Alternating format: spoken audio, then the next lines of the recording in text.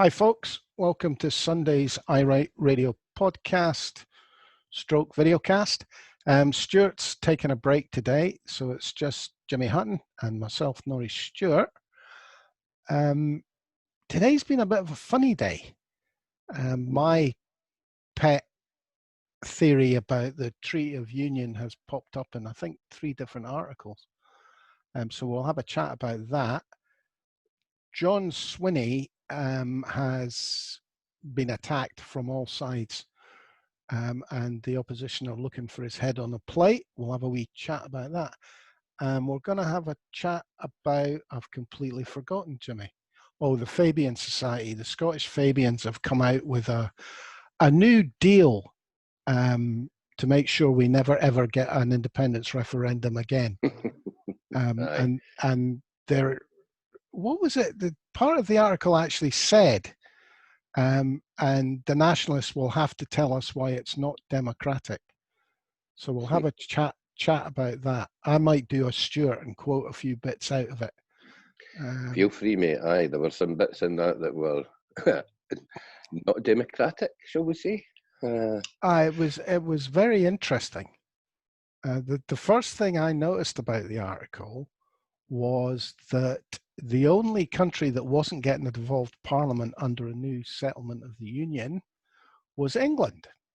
Yes, because Westminster is the Parliament of England, with just a few usurpers taking up space, although they don't quite put it like that.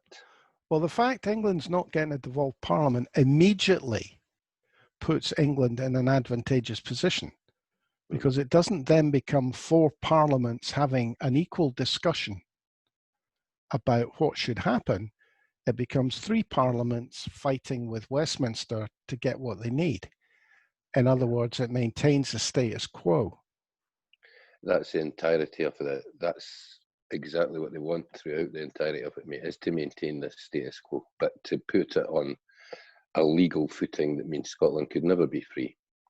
Well, I mean, they admit that what they're looking for is to allow a route to a secession, but to make it impossible to take that route, with supermajorities, etc., etc. You made the point about the Labour Party not being able to accept this. Do you want to expand on that? Well, as I say, mate, the Fabian Society are famously a sort of think tank that in the past has sought to lead Labour to their way of thinking. I mean, this particular article, they wouldn't be able to carry Scottish Labour or UK Labour to support it.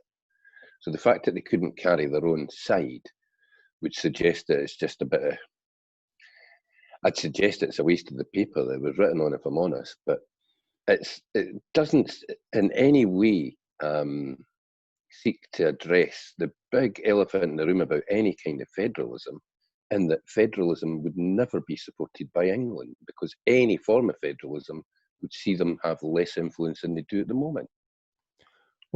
Let me just give you the first 2 paragraphs of the new Act of Union articles suggested by the Fabian Society.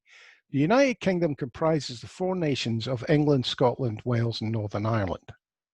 Second paragraph. Each of these nations, other than England, has a devolved assembly or parliament. The powers of these assemblies and parliaments are set out in existing legislation under the formal and continuing sovereignty of the Crown in the UK Parliament at Westminster. These powers shall not in normal times be changed without their formal consent. So effectively, not in normal times, all the government have to say is, oh, abnormal times. So we'll change that. It's also the wee caveats, mate. I mean, they've said there the formal sovereignty of the Crown and Parliament. Well, the sovereignty of the Crown and Parliament doesn't apply to Scotland. Because the people England, are Wales, sovereign. and Northern Ireland, but it doesn't apply here. So they are seeking to change the historical fact that the people of Scotland are sovereign, not the Crown and not Parliament.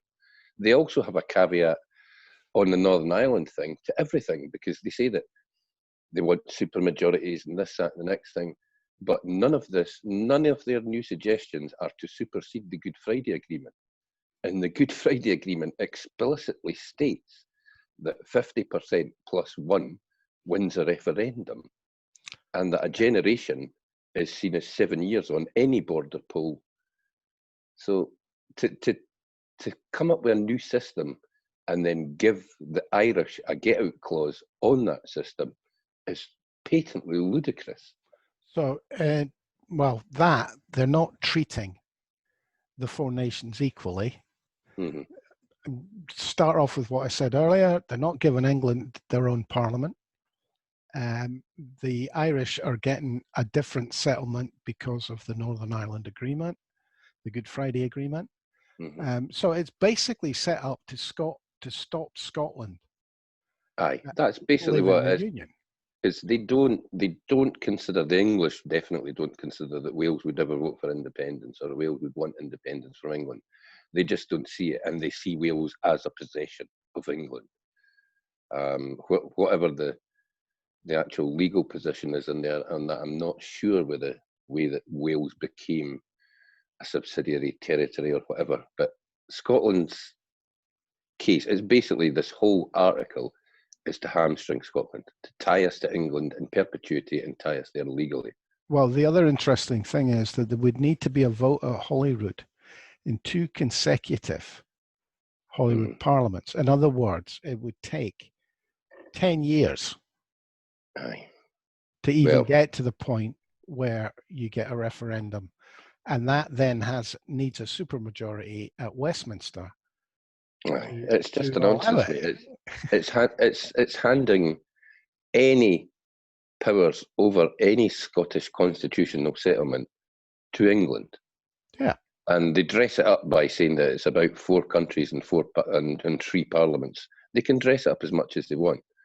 It's completely see-through that this is purely to stymie any move towards Scottish independence.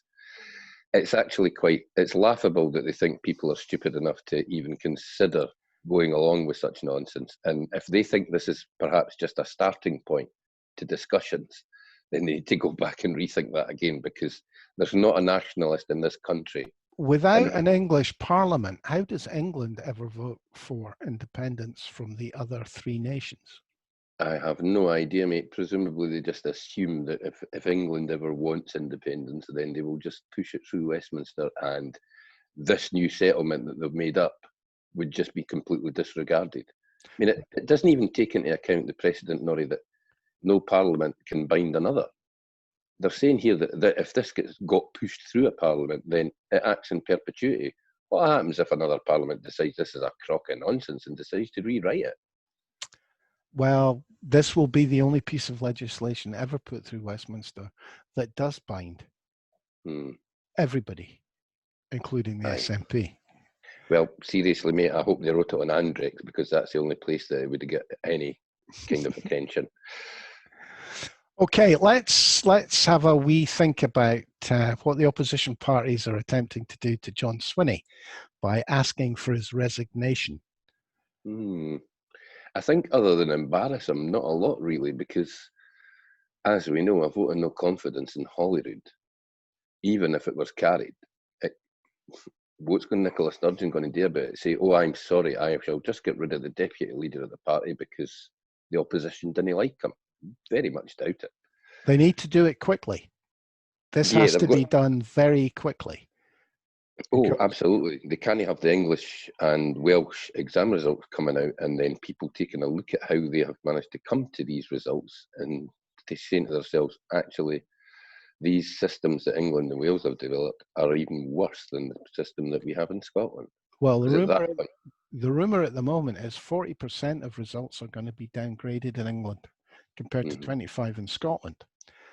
And I think, as we mentioned yesterday, that they've crumbled under pressure and they're allowing an appeal system which was not going to be an enhanced appeal system, which has been beefed up because they've seen what happened in Scotland.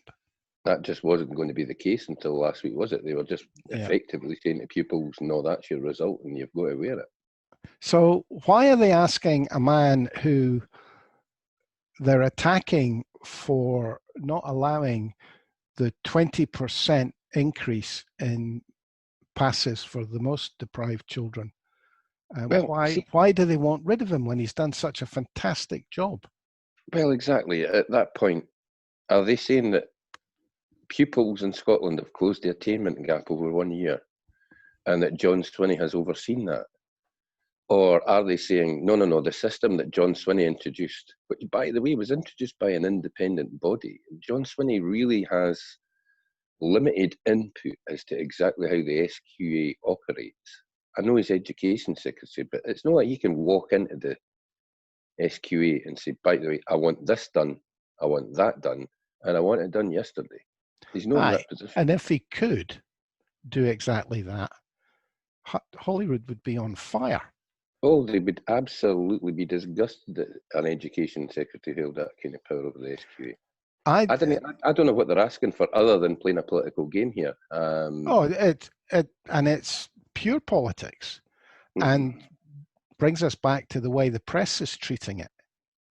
Because not one single article have I seen has lauded the supposed success by getting 20% of pupils passing over and above what is normal. No one's mentioning that. I mean, you and I had a wee discussion on Friday when we went out for a small libation, Norrie, and I have a problem with academia in that academics in the sciences tend to be the best. You know, you stay in the sciences, you become the best of the best. But in social sciences, it's kind of different. We've got an awful lot of pseudo-academics here at various colleges or brilliant, even unis. But they're calling out people who are far more able than they are. The people that have designed this system, the people that have put in place the moderation. You've got people like Jim McInerney who spent certainly the last 10 years railing against the SNP and the SNP education policies, whilst happily sitting at a uni being paid an awful lot of money to discuss these education policies. It's a man that doesn't come up with a boatload of ideas of how to improve things, but he's damn good at calling stuff out. You've got the newspapers, the journalists, again, do they understand how the system worked, or are they happy just to go along with, are they happy just to attach the label postcode lottery in deprived areas to absolutely every article that they write, whilst not understanding how the system worked? I mean, in the most deprived areas, the marks went up this year. Pupils attained better than average results, and yet they're still whining about kids being punished for past performance of schools. You'll forgive me, but the SQA will have data through the appeal system for the last 10 years how many schools, they might have it down to an individual teacher level at some point, but they'll certainly be able to say that school is known for exaggerating their pupils' performance. And that will be they don't even really have to do that. They just have to look at the results. I mean, it's basically sat around 65% for the last 3 years. Why would it suddenly jump to 85% when kids have had less time in front of a teacher? Norrie, anybody that mentions that, anybody that brings it up, the first accusation flung in their faces, are you having a go at teachers? I'd quite happily say yes, in some instances I am, because I think without doubt some teachers have exaggerated their pupils' results. Well, I mean, for me, I don't understand why John Swinney and Sturgeon et al. Don't just turn around and say, okay, right, we'll accept the teachers' the teachers' judgment in this case on how well their pupils done. And that gives us a 20% rise. Now shut up and go and sit in. It'd be interesting, mate, because in all seriousness, if they'd done that, I'm not sure we can see how the opposition then argue against that. They'd have to be... Well, at that point... There's a few of them out there that have got Teflon skin that wouldn't mind being quite so hypocritical about it. Well, but most Bailey, of them would be somewhat embarrassed. Aye. Well, I mean, at that point, every university, college, and employers association would be standing up going, no, I'm sorry, we can't accept that. Aye. It's interesting when people whinge quite so much about these results and tell you it's a sin in that, but I believe on the day of the results, a record number of Scottish pupils got into Scottish universities because of these results. So why are we so desperate, or why are our opposition so desperate to call into question the results when the Well, kids are getting their uni places?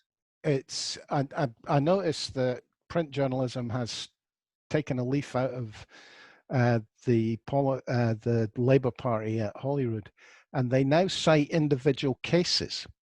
Mm-hmm. You Yeah, know, but John Bloggs moved out of hospital, went in a care home, and died. aye, You know, aye, so it's what they're trying to do here is not report facts and the overall picture.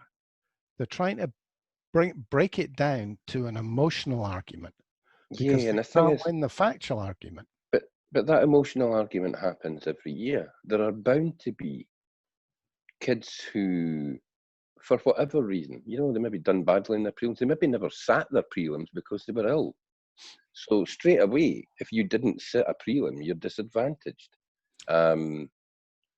But there's the appeal system, and the fact that they've made the appeal system quite so important this year is specifically designed to take these individual cases and turn them around. Yeah, I mean, I had to appeal exams hires, and they very kindly gave me O levels. I've got O levels coming out of my ears Chap um, Johnson. for 2 subjects, I only ever sat which 3 hours and got two A's and a B, and I was quite delighted to even get a bloody B in history. So I'm still no idea to this day how I got a B in history because I was never in the class. But there we go. Certainly wasn't appealing it to try and get an A, that's for sure.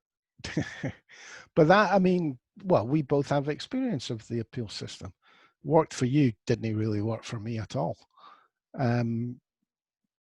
But the idea that the employers would look at a 20% rise confidently is ridiculous, and nobody is talking about that. It is. This is a spearheaded by the papers attack, backed up by the politicians on the SNP. Well, aye, it With is, mate. no thought to reality at all. And like you say, mate, can you imagine how UCAS would look at the Scottish 2020 higher results had there been that 20% increase? They might call into question any child from this year getting a Exactly. university place. Well, it doesn't just affect the 25% that are affected at the moment. It would suddenly affect 100% of people that Aye. were at school this year. And if these results weren't moderated, UCAS could very well say, no, we cannot be confident to offer people places at university based on this set of results. And if that was the case, the political outcry would be massive. They had to be moderated. There had to be a system in place. And as was said before, mate, in mid-February, COVID was barely being talked about in Scotland. By the end of February and into March, we're having to devise a system where we can give kids marks and give them a rating without having any exam to go on. I think the SQ have done a remarkable job given the time frame that they had to put this all together in. Now, we'll see. I'd be interested to see. If John Yeah, Swinney loses the vote of confidence, I can't see Sturgeon sacking him. I think Sturgeon will just tell him to go and boil their I heads. think she'll tell me to ram it. I know, mate. I do worry. I do wonder whether, because Ross Greer's been quite very much at the forefront of this for the Greens. I've seen very little comment from anybody in the Green Party other than him. And he did send out the old begging email, desperate to get people to give him ammunition with which to fire in Parliament. It'll be interesting to watch in Parliament this week and see exactly where the independent thinkers are who don't necessarily toe their party line. Because I think there's a couple as well within the Labour Party that might be pretty disgusted at just how much Jackie Baillie et al. Have invested in trying to remove John Swinney It'll be an interesting watch this week just to see if there's any moves. I can't see it. I can't see it. If the Labour Party are going for it, everybody's going to follow the whip, I think. Yeah, but I didn't think that. See, I do. I wonder about Richard Leonard, mate. He took an awfully long time to come to the plate on this. He took an awfully long time to decide his position. I didn't think his position's set in stone. Well, I don't think he as believes that Ian Gray and Jackie Baillie are the people to lead him on a decision like this. this is a Labour Party move, remember. Very difficult for him not to follow. What was the other thing we were going to talk about? Can't remember. You kind of got me as well now. Well, we want to talk a little bit about Benny Higgins. Benny Higgins. Yeah. Yeah, there's been another dig at him in a taxresearch.org column, and it's similar to this dig that they had last year or the year before about the Growth Commission and that. I think people, particularly people on the left, they're horrified that the SNP speak to people like Benny Higgins and, deal with Charlotte Street partners or what have you. But I think it just strikes me, mate, that on the economy, it's very difficult for the SNP to set out anything that they would do. In fact, I wouldn't, if I was them, set out anything that they would do with the Scottish economy in an independent Scotland, because anything that they set out there is going to be shot down in flames. Yeah. Straight away, and it's just generating ammunition. You're basically handing the opposition a big stick. Richard Murphy, who, I mean, I've got a lot of time for him. He's a modern monetarist theorist as well. He's into basic incomes. He kind of, a lot of what I think looks good. He seems to. I agree with him. Would be a better way to put it than saying he agrees with me. But I think, I'm not sure about this. You need to have people who are respected by the financial sector advising government to have credibility. That's just a fact of life. You might take decisions that don't look, I mean, land reform's an obvious one to think about, that would not have support of the likes of Benny Higgins, etc. Yeah. But absolutely. You can't not involve them. Yeah, it's the same. Somebody in one of the comments to the Higgins piece, somebody talked about BP, and BP are too big a company just to dismiss as anti-green. Because at the end of the day, should BP ever choose, given how big they are in terms of their financial muscle, how important they are to the pensions market, should BP choose to invest big style in green energy over the next 40 or 50 years, it would be transformational for a country like Scotland, because the kind of investment that BP would put in is the kind of investment that our government probably couldn't. It would be multi-billion pound investment. But I think Richard Murphy's position on this is that we don't have time, that we need to start making serious decisions that alter the market economy. He could to be save right, mate. The planet. He could be right, mate. I have positions on, for example, the tax regime in Scotland for the North Sea. But I wouldn't, and if the SNP have these positions, again, you didn't put them out there because you're just allowing people to use them as a stick to beat you with. In an independent Scotland, I would almost guarantee that within a year of Scotland being independent, there would be tweaks to the tax regime to increase our take. I would like to see them go to a straightforward Norway situation. Mm-hmm. Aye, so would that. But the SNP are not going to announce that before any referendum, mate, because you're going to spook the market. You're going to give the opposition, as I say, a big stick to beat you with. And frankly, at the end of the day, the opposition, they might want to argue for the status quo. but the status quo doesn't work for Scotland. Any money that comes in goes to London, and frankly, there's not enough money coming in through the North Sea at the moment. Well, I it's would love amazing. I would love to be in a position where we don't have to open up the west coast of Scotland, where there's shed loads of oil apparently, but we can't do it at the moment because of that daft submarine base at Faslane. I'd love to leave it in the ground, but at the end of the day, until the world's economy, until the world itself isn't oil driven, it would be cutting off our own nose to spite our face to leave everything in the ground. I think we need to extract some, and we need to get far more tax take off it so that we can work towards a renewable situation. Yeah, we need to maintain the tax take, but hopefully on less oil. Mm-hmm. Exactly. And you know, some of these, I know that it's not a situation I know enough about, but I do know that underwater turbines, where people have invested in it, it seems to produce fabulous results.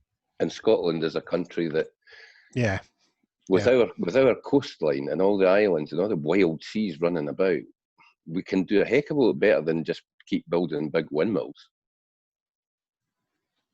I'm not really up to speed on the green stuff.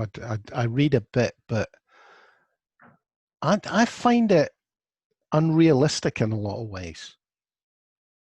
That, you know, they're looking for huge changes that would devastate economies as we know them.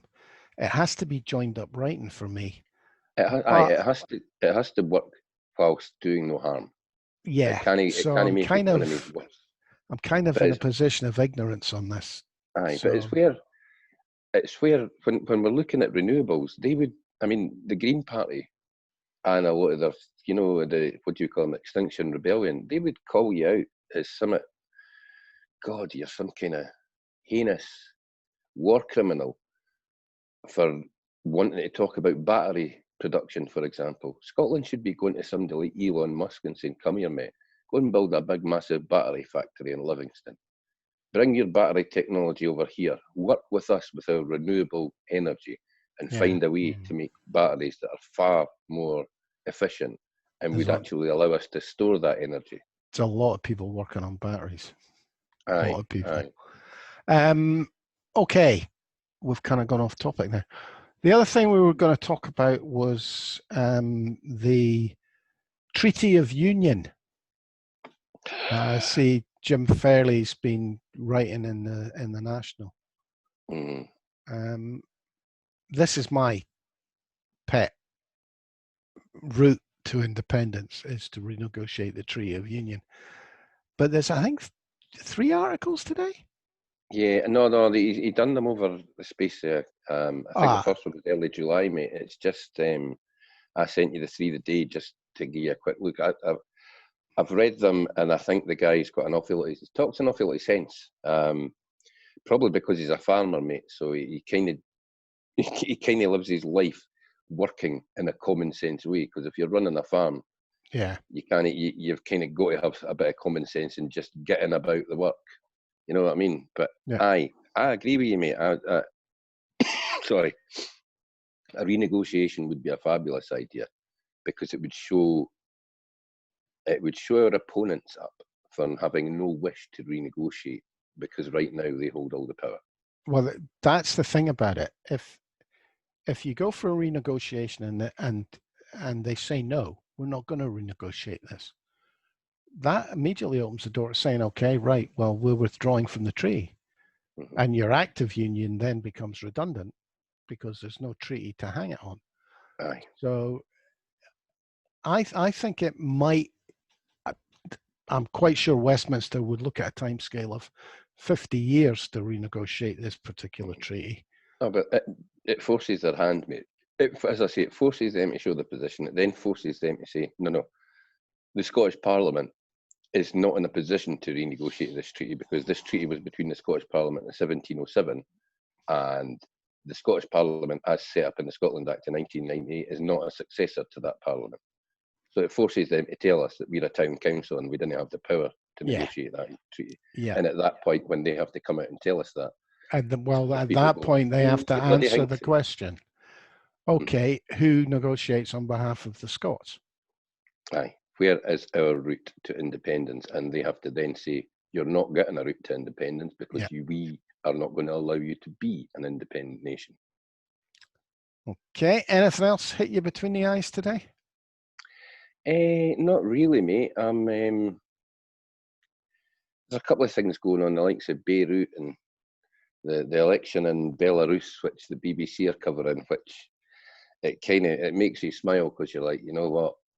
When they tell us that we've got a one-party state and Nicola Sturgeon's an autocratic leader, and yet our British government would happily sign a gas deal with Belarus in a heartbeat, and that boy Lukashenko's been, 26 years is running the gaff, and he's looking for another half a dozen years the day. I think absolute certainty he'll win that election. An absolute certainty that he'll win, because if the opposition get over 20%, I'd be surprised. Well, it's always been the thing with me. I mean, I couldn't have been very old. I must have been 11 or 12 the first time somebody ever said to me that the British state is a democracy once every 5 years. The rest of the time, it's controlled by whoever's in government, and it doesn't matter what the opposition says. That is going to be particularly true of this parliament. Oh, that's what we should talk about, Norrie. We should ask our listeners and viewers to have a 2-week game of Hunt the Twint, because apparently Boris is coming up here on holiday for a staycation. And I would love to know if anybody spots him anywhere, because I'd quite like to jump in the motor and go and have a wee chat. I think there's a fairly good chance he'll be in the middle of some estate surrounded by guard dogs, guards, and woods, I'd with some of the imagine locals out swatting the midges on his behalf. you're probably right, mate. Aye, but if anybody out there notices a remarkable drop in the level of midges floating about, let us know, because that's where he'll be hiding, in that big cloud of anti-midgie repellent. It will be interesting because it will eventually come out where he's gone for his hauls. But that, I have no idea when the last Prime Minister, it was probably Hume, vacationed in Scotland. It's an interesting choice given his remarkable unpopularity in this country. And I don't know if he maybe thinks having a holiday here is going to somehow reduce the support for independence. Well, I don't know what he's going to be doing. Is he a hunting and fishing kind of guy? Does he go shooting? And it strikes me that he spends most of his time lying on his farter, mate. So I've no idea. I wouldn't have thought he'd like to go shoot. He might date for the back of a Land Rover or something like.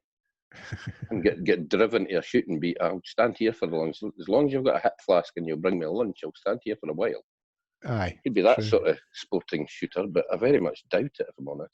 Well, shooting and fishing isn't really a family holiday anyway. It's meant to be a family holiday. He's maybe just coming up here to take some of the heat off Ruthie and Dross, because their great relaunch and everything has kind of fallen flat on its face this week, hasn't it? Well, he seems to have made a mistake at every turn. Mm-hmm. What was it? He's going to keep refereeing until he becomes first minister. Mm-hmm. So he'll be a referee for the rest of his days. But other than that as well, to say that independence shouldn't be on the agenda for next year's election, you're basically saying, hold it. 54% of the people of this nation support something that you feel we shouldn't even be allowed to talk about. It's very much the Tory way, isn't it? I don't want to talk about it, so it's not going to happen. If they could silence the independence movement, I have no doubt they would, without using guns. I think that's kind of, I've run out of ideas now. I think you're right. I think we'll call it a day at that. Thanks for listening, folks. Thanks for being on, Jimmy. I'm Norrie Stewart. If there's anything anybody wants us to discuss, now I know that people would like to know what's happening with Brexit. Mm-hmm. So I think one day next week we'll have a Brexit day. A Brexit special. Because it's still happening. Sort of, kind of, maybe. Maybe it's aye, maybe it's no. I'll tell you what, mate. I will be interested to see just how many people come across the channel this week. This Now that, weekend. Now that the sun's out. Now that the sun's out, aye, because there'll be a run on inflatable boats in northern France this weekend. Priti Patel stamping her foot because the French won't spend more money on protecting Britain's borders. It's a delicious irony, that, although the worry about Priti Patel stamping her foot is that her back end's that massive that and she could actually start a wee tidal wave and fire them all back across the channel. Well, the other thing I picked up this week is the French are worried Barnier is being too soft in the negotiations with Britain, which must be a bit of an eye-opener for everybody in Britain, or at least all the journalists who think he's been too tough. I'll tell you what, it'll be a bit of an eye-opener for David Frost if we replace him with somebody tougher, eh? Yeah, it will be. Anyway, thanks for listening, folks, and we'll catch you all tomorrow. Daily Presser, 12:15 tomorrow for Nicola. So we're back to normal 5 days a week. Cheers for now, folks.